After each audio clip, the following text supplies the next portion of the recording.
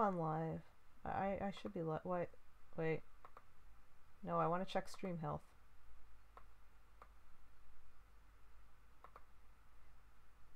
I'm on live. I should be live. Wait. No, I want to check stream health. Okay, I'm live now, I think. Yep, okay, I am live. Good. Yeah. Where is that ad coming from? I don't have my own channel open. Where is this playing? Oh. I do not want the video preview of my own stream. Okay. That shouldn't have been open. I am so sorry. Alright. Anyway, we are good to go here. So, if you have known me at any point in my life, you will know that I have this absolutely horrible program called Storybook Weaver Deluxe that dates back to 1994, and I've had it since I was 5 years old, and I haven't stopped using it since I was 5 years old because I am awful. So I have decided that I'm just going to introduce the world to this piece of trash. Storybook Weaver, if you haven't somehow heard me tell the story, was made by MEC, the Minnesota Educational Computing Consortium. Released originally in 1994. I think it got a re-release in like 98 or something or other. And yeah, I got the, look at that, the chat pop out. That's so great. All right, everything's working. So everything's working as it should. So I'm just going to jump right in with Storybook Weaver. Typical writing program. You've got your title page here. And you have all these weird options for your title page. You can put all of these different backgrounds on there. They're all questionable. Everything about Storybook Weaver, you're gonna find out sooner or later, everything about Storybook Weaver is completely questionable. Are these dragons? Are these wyverns? Are these snakes? What are they? We just don't know. I think they're supposed to be worms, maybe? I don't know. Like worm, like W-Y-R-M. I don't know. Let's put it in chat. Like, here's the Valentine's Day one. Or there's this kind of racist one here. There's like a Christmas one. So like all of these borders are just strange. I'm gonna take this one because I'm an archivist and this kind of makes it look like kind of looks like marginalia. And that's what I do for a living, so there we go. So yeah, Storybook Weaver is absolute garbage, and that's why I'm streaming it, because I like trash games. I really, really like to play horrible games, and I really shouldn't, but here I am. So Storybook Weaver, I'm still using this program. Good question. Okay, I'm a little quiet. Okay, let me turn my mic up a little bit. There we go. Okay. That might do it. I am 63 project. Okay, and then you can add a comment for some reason. I don't know what the purpose of the comment field ever is. Like, is this a book blurb? Like, blurb? I don't know. Alright. 10 do not recommend. Does anyone still read Game Informer? Like, or am I showing my age on that? I might be showing my age by knowing what Game Informer is. Are they still around? I have no idea. You can add music to your pages. Storybook Weaver is really notorious for having these awful MIDIs. I really can't even decide which one I want to show you guys first, because they're all terrible. Oh, they are still around on sub level. Holy crap. Okay, I am like was not expecting that. I thought they were dead. Shows how much I've actually been reading lately. Alright. So let's take one of these MIDIs. This is a good crap MIDI. Makes me question all my life decisions. And the reason I use Storybook Weaver is because it has a text-to-speech option, so if I hit Control+T... Why am I still using this program? Good question. 1863 project. I'm surprised it reads that correctly. 10/10 do not recommend damning firmer. It's not very good at reading. Like, it's really not very good at reading. So anyway, what you can then do... Dracula's grandmother. Still, Dracula's grandmother. 2 years, and we still think it's Dracula's grandmother. Oh my god. I introduced you to this program 2 years ago. Let's see. So I can pull up pretty much... There's all these different backgrounds you can use. And they range from the mundane, like this playground here, to a little more interesting, like the White House, to this, there's a haunted house, there's a golf course, there's just a bunch of them. Baseball diamond, which, good for me, because baseball is my favorite thing in the whole world. Wait, you could beatbox with Google Translate's German voice? Oh my god, what did I miss? I'm really upset right now. I wish I'd known about that sooner. This is, I guess, a mall. This is what malls kind of looked like in the early 90s. I remember, because I'm old. This is... Yeah. So this I like to think of as kind of like the Storybook Weaver version of Tatooine, except it's all water. And instead of twin suns, you have 3 moons. And, oh cool, is the hosting working? Let's see if it works, like, both ways. I hope it actually works. Because then we can do this on a bigger scale and, like, be cool people and stuff. Oh yeah, this is a great background. Like, what context is a kid gonna use a full orchestra? This is a good... Oh good, I'll have to watch that later. That sounds fantastic. And what you can then do once you have the background is you can put in objects. So you click the button that's like a rubber stamp, and you have all these object options, ranging from, you've got a bunch of categories. You have adults, animals, decor, kids, nature, structures, things, and vehicles. And then those all come with subcategories. Oh, it's working? Excellent. Nice. That means we can do this. Yeah. Alright, so I like to go into decor and accessories because there are some things in here that are definitely not accessories. For example, there's this thing here. Ooh, thanks, I'm gonna pull that up later. There's something in this game called a figurine.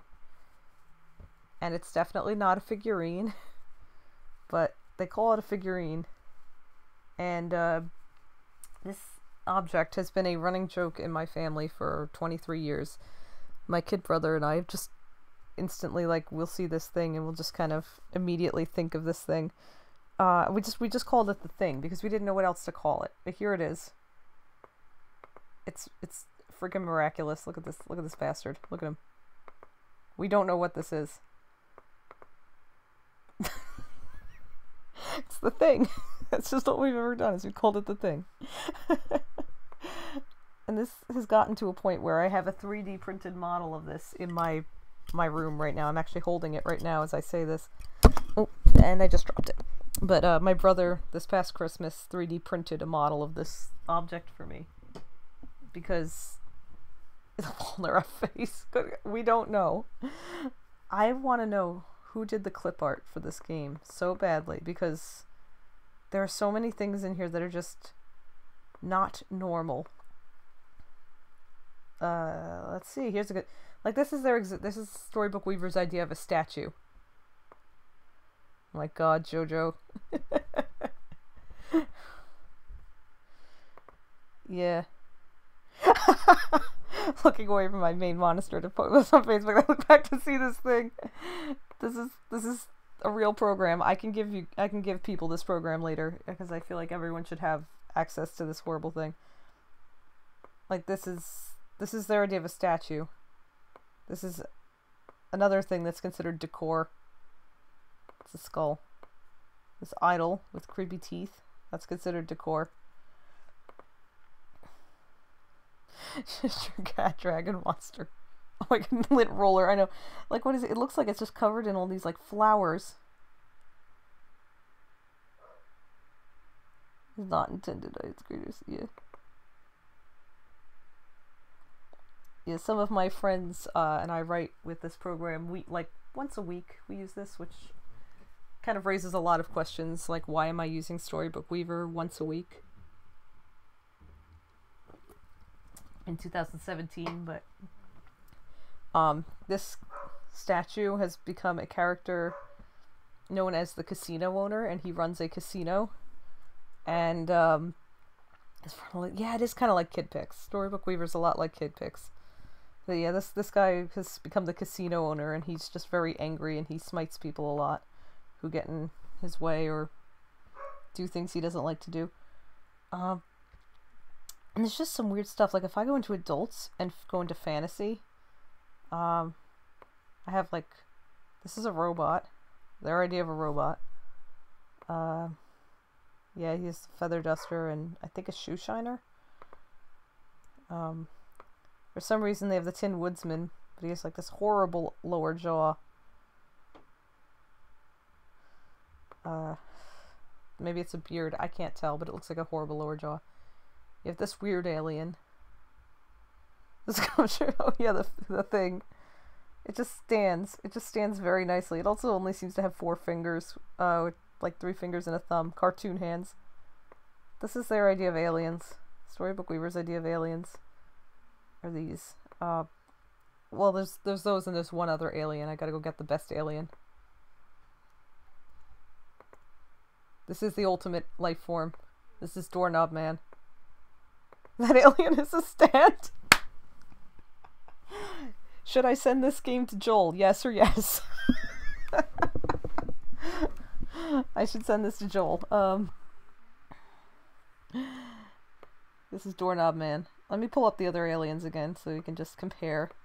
You have these, and then you have the one with the 3rd leg.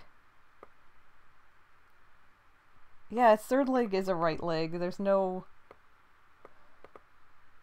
It's like they tried to make a Vitruvian Man, and they only put 3 legs instead of 4. So it's just awful. Which I guess is... I mean, everything about Storybook Weaver is awful. This program's entire aesthetic is just crap. This program exists to be absolute fucking bullshit. That's the joy of Storybook Weaver. If I want, I can go into nature, and I can go into the space category, and I can just drop a black hole in the middle of this, and basically completely destroy this orchestra if I feel like it.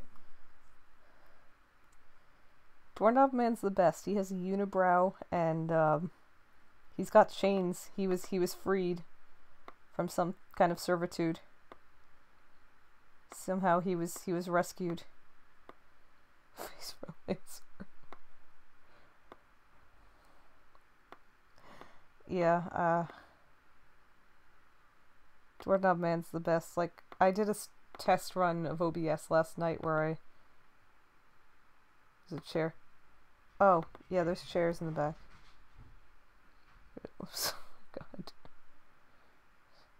Doorknob Man could totally do mall security. In fact, we have a mall. Let me go get it. We have a mall. There we go. So now they're all in a mall. Now Doorknob Man is Paul Blart. Mall alien, I guess.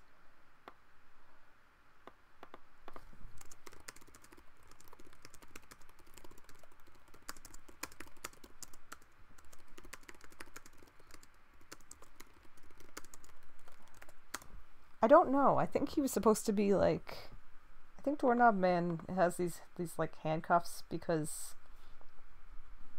he was I think he's supposed to be some kind of like freed or escaped monster, or like he's escaped servitude or something, but in space. Here, I'll put this MIDI. And then you can do text to speech. None of these life forms should exist, but they do. This is the wonder of Storybook Weaver.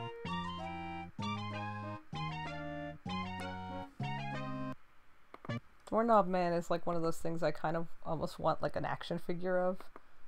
but that would be kind of a weird thing to order from a website. Just be like, yeah, I want this guy. It looks perfectly normal, just kind of wearing like a some kind of security guardish outfit with broken shackles on his wrists, but his head's a doorknob and he has a unibrow. That's it. Like that's what I want. That's definitely what I want in my life.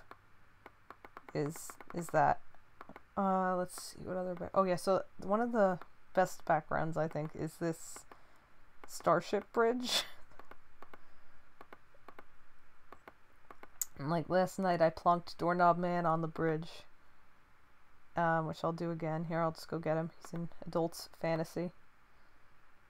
And here he is. He's on the bridge. And I put you can actually go in and you can copy and paste things. I pasted a Romulan warbird in there last night. I can paste something else. Let's do a Klingon bird of prey this time.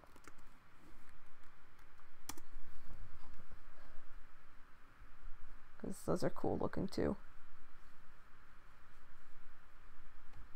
Come on, Google. Come on.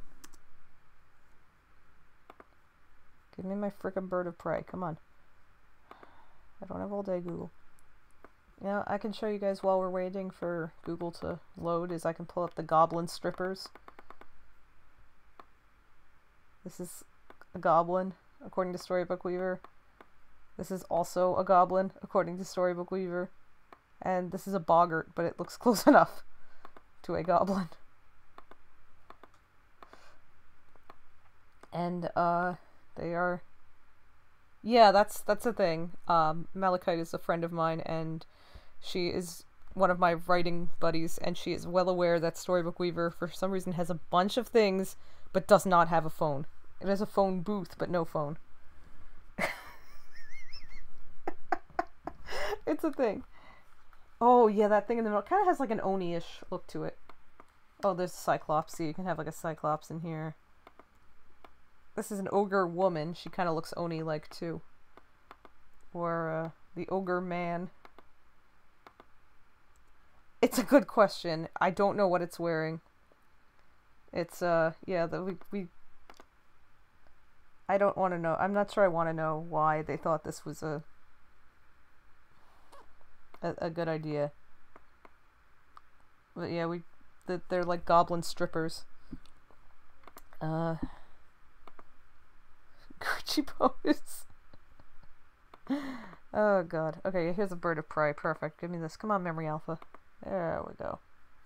So what I'm gonna do is I'm just gonna shrink it down so it fits in MS Paint, and then I'm just gonna drop it in and put it up so that it looks like you can see it from the bridge.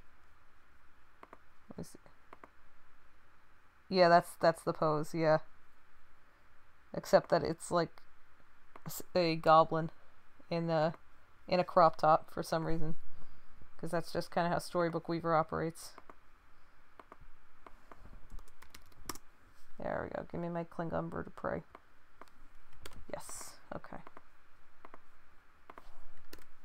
So now I can just kind of, whoops. You can in fact copy and paste with Storybook Weaver, which is pretty great. And so you can just kind of drag things. So yeah, there you go. There's a Klingon bird of prey now in Storybook Weaver. That's not supposed to be there. Who cares?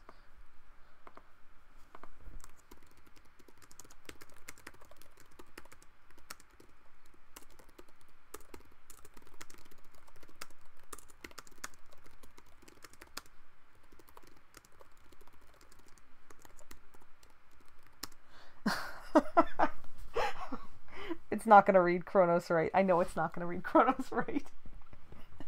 But it's going to be funny.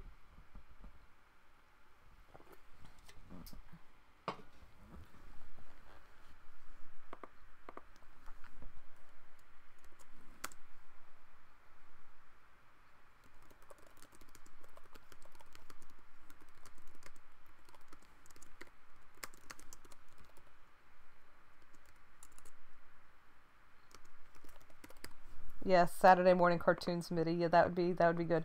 There was a Saturday morning cartoons MIDI in the files. It's actually called Saturday. This is it. Doorknob Man was charged with the intrinsically important task of transporting the goblin strippers to Konos. Close Be enough. It's prepared to Kronos. beam them over to the bird of prey nearby. It's pronounced Kronos, but close enough. Should I? No, I'm not gonna put Kapla on this page. Let's not do it. It won't read that correctly either.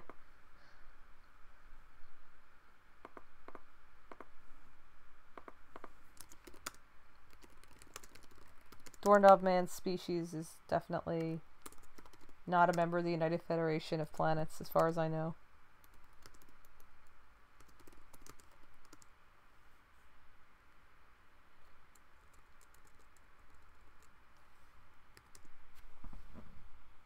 What is happening?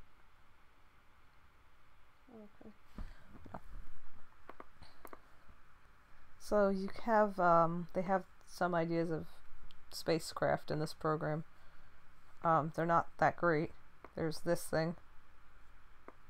And there's a couple of UFOs. And that's about it. That's like their idea of... That's really, for a kid's writing program, you think they'd have more like kind of crazy spaceships. Here's a future car, quote unquote. Like this is the best spaceship they have. Now what's cool though with Storybook Weaver is you can edit objects. So actually I'm going to do that right now. I'm going to use this as an example. I'm going to get Doorknob Man. And we're going to edit. There he is. I'm going to edit Doorknob Man so that he is flying in here. So all I have to do is, well, first I can go like that. And then just for good measure, maybe I should cut his legs off a little bit. Yeah, you can actually crop things. There's a drawing mode where you can go in and adjust things. There we go. There he goes. Whoosh. Whoosh. Yeah, this is a program that has a phone booth but no phone. So yeah, they don't really have very many options. I'm gonna go pull up the some midis. The midis are terrible. The joy of Storybook Weaver is that all the midis are just complete shit. And they're complete fucking shit. So that's definitely a thing. How long have I been streaming for already? Just can't even see. Oh my god, I've already been going for 22 minutes. I have no sense of time when I'm using Storybook Weaver. I just lose. Should have the legs off for good measure. Yeah, I just kind of.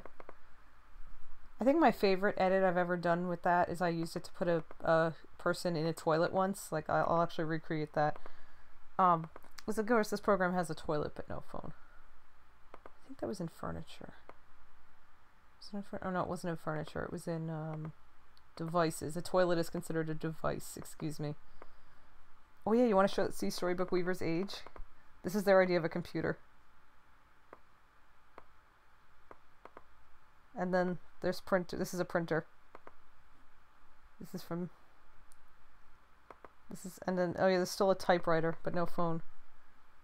I'm pretty sure this is a Sega Genesis. Like that looks like a Sega Genesis. And then there's an arcade machine. So you have an arcade cabinet but no phone. Or a pachinko machine but no phone. That's the kind of program Storybook Weaver is. Is that F-Zero? It does kind of look like F-Zero. Here, I'll make it bigger. So maybe it's an SNES, but it kind of vaguely resembles F-Zero. The controllers look more like Genesis controllers, but like, I mean, yeah. I'm not sure. It does look an awful lot like F-Zero. Like the original. But yeah, there's like, here's a toilet. Unfortunately, there is no open toilet. Just this closed one. But I can, pachinko. Yeah, that's the thing. Like, I, as a 5-year-old, had no idea what pachinko was. But we took this guy.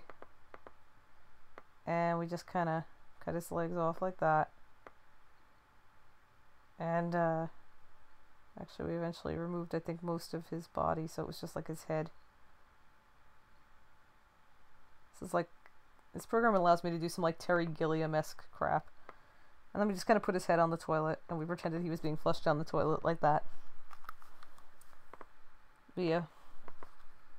Oh yeah, we did it the other way. Yeah, we also did it with his legs. And I think his head copped out somewhere else or something when we did it a long time ago. But like, you can do a lot of really messed up shit with this program. Or you can, yeah, I can do that too. You can make it look like people are half submerged in the water. Which is kind of great.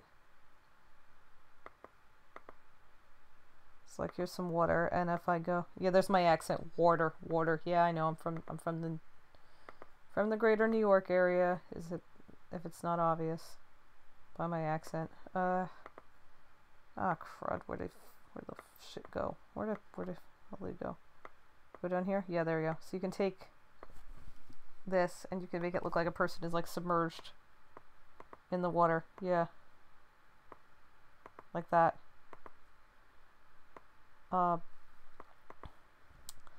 So this program just lets you do completely horrible things, and I love it. I love it so much. I am desperately infatuated with this program. Yeah, I can get, oh yeah, here, let me pull up something else that's kind of creepy. There's this rat, and it looks like it has kind of the boobs. It has boobs. This rat has breasts. Like large. Like it should not look like this, and yet here it is. There's a lot of disturbing clip art in this game. Like here, look, this spider is pretty messed up. Like, look at those eyes. That spider has seen some shit. That spider has seen some fucking shit.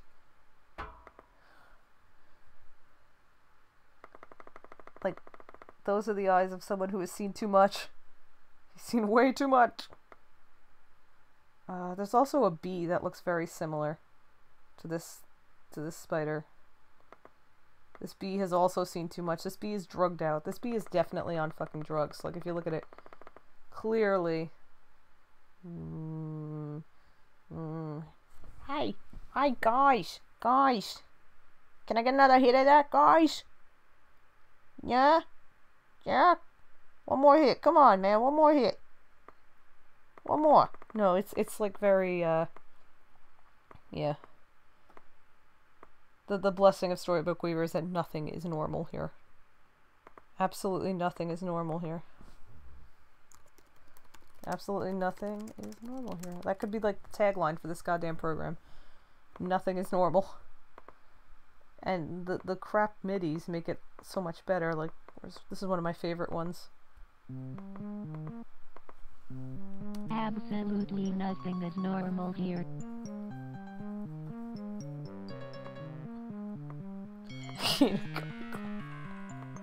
Oh my god. Just trying to make this as messed up as possible. This program lets you be flat out Dadaist. Like here, if I close it, I'll pull up one of the... It gives you these story starters. And one of the actual story starters that this program suggested that you use to start a story is this. Frightening Paul. This is this program's idea of a good way to begin a story. When the ghost came out from behind the grave, we all ran as fast as we could. Except for Paul. He was so scared, he turned into a skeleton. Ron Paul, oh god. Yeah, this is an actual story starter suggestion that Storybook Weaver put into the program for kids, and it's... Yeah, there's a lot of questions, like, why did he lose his skin and his internal organs after seeing a ghost? What happened? No muscles, no skin, no internal organs. Why was he wearing a cowboy hat? Why is the one kid going in the wrong direction, getting separated, and will probably get killed because that's how a horror movie works? What's there's just so much going on here that I have a lot of questions about. This program is just very... And you can have it try to read in Spanish, too. It actually has a Spanish voice, but it's much funnier to have the English voice read Spanish. I can switch the voice to Spanish, but this is just much better. There's the stripping goblins there, featuring the Hubble Space Telescope.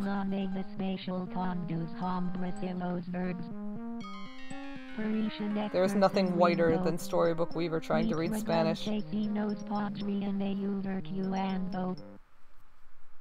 This program trying to read Spanish is like the whitest thing. Or this is a great one, just how to use Storybook Weaver.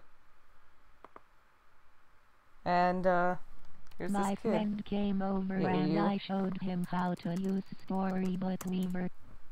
If you read this story, you'll find out all about it. And you'll also learn how to do some cool things with Storybook Weaver. And this is not a story starter, this is a tutorial on how to use Storybook Weaver. So it has like all of the stuff I just showed you, like here, we can change things. We can put things in front and behind other things. We can change the size.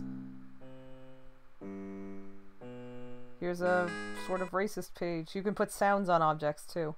Hello. Like, why would I use that sound when I could use a better sound? Like, let me get the creepy sounds. So here, I'll pull up the story I wrote the other day. When I was testing OBS the other day. The thing makes this noise. What?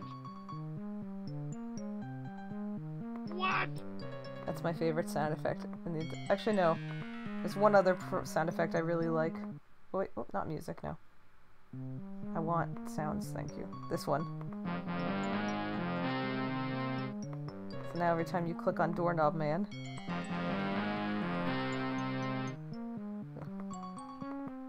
yeah, that's probably how it... Let me see if I can go into my settings on here. Where are my settings? Welcome to the Storybook Weaver, getting started. Oh no, I don't need that. I know how to use Storybook Weaver. I've been using it since 1994. Wait, let me see if I can actually put it in Spanish, because there's a way to put it in Spanish. Preferences, I think? No. Oh yeah, language, English or Spanish. So I can have it read in Spanish. So let me pull up a story starter. The Spanish voice is completely different.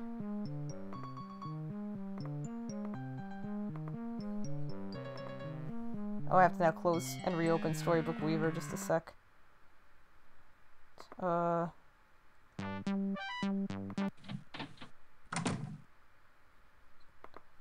Just a moment.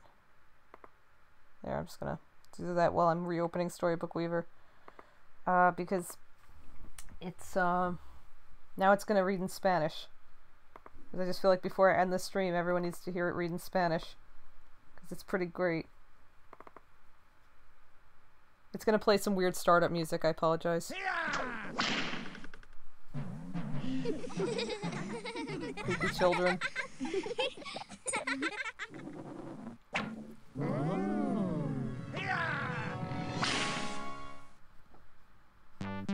Okay, Storybook Weaver is now in Spanish.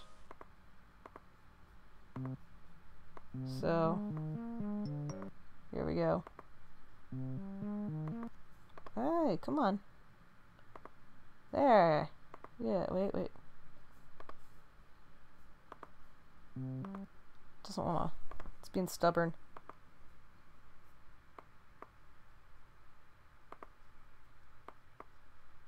Okay, it's back. There we go. But now here's the Spanish voice. Mecánicos espaciales. I love the Spanish voice.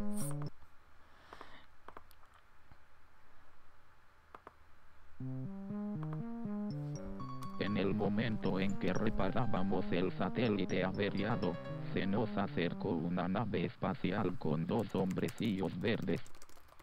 Parecían estar sonriendo.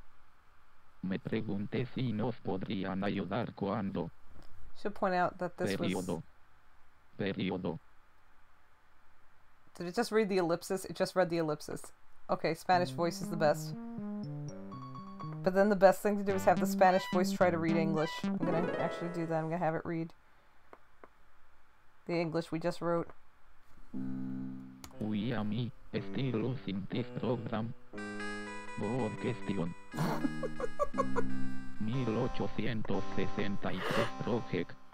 10 dividido por 10 don otro comen signo de menos dame informer. Switching the language on Storybook Weaver is absolutely like the best possible thing you can. Yeah, we did a page where you had to read the Darkwing Duck theme song in English with the Spanish voice. No ne usted se life for great. so lexis. But they do. This is the wonder of Storybook Weaver. Trying to switch up the voices is like the best thing. No man was charged with the English voice reading Spanish, and the Spanish voice reading English. It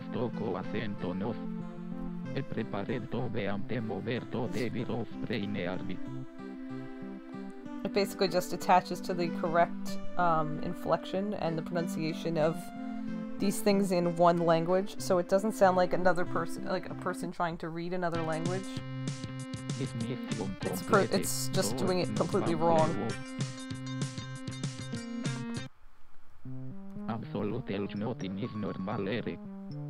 There's nothing good I can say about Storybook Weaver. Oh yeah, I'm gonna go put the voice back into... Put it back into English now. I can't go into preferences, wait. Yes I can. Preferences, I'm gonna put it back into English. There we go. Okay. Just so for the next time I use it. Yeah, some of the art's actually pretty great, and then some of it's like not great at all. Like the rat or the thing. Or Doorknob Man is kind of so bad it's good. But let's reopen it so it's back in English.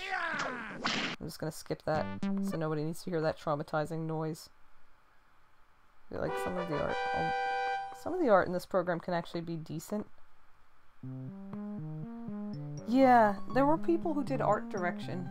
Oh yeah, the stripper goblins. There were people who did art direction, like they're listed as art direction. Like the people at Mech who did this. I found it once. I gotta pull it up again because I had like the list of all the people and I almost wanted to like find them all and be like, guess what? Guess what? I still use your damn program. I still use your stupid program. Yeah, I know. It's been like 23 years. I still use it. Isn't it great? And they're probably like, no, we're disowning that awful thing that we made. Oh yeah, structures. This is great. You can do barriers, and for some reason, so you get all these like gates and fences, and then you get a turnstile. Pretty great. There's a turnstile, but there's no phone. Or let's see. Yeah, there's other structures. There's bridges. This program has the Eiffel Tower and the Statue of Liberty, but no phone. Storybook Weaver in a nutshell. Oh yeah, Mount Rushmore, but no phone. I'll just pull up the skull here. Again. Oh yeah, the Yellow Brick Road is in here. You can literally do Wizard of Oz. But you can't have a phone. E.T. cannot be written in Storybook Weaver. Okay, I've been doing this for almost 40 minutes now, so I'm probably gonna cut it off in a minute. I'm just gonna put the skull on this page because everyone seems to like the skull. There we go. Meanwhile, the skull. We'll just make it a complete non sequitur. I can make it big. Yeah, it's about as big as it gets. There we go. And I'll put on some music that makes absolutely no sense for the context. There's this like fairy MIDI. That would be perfect. Yeah, there we go. Good. Appropriate. Alright, so I'm gonna cut this off. This was just a good test. It's nice to see the chat works, hosting works, my audio works, so I think we're good.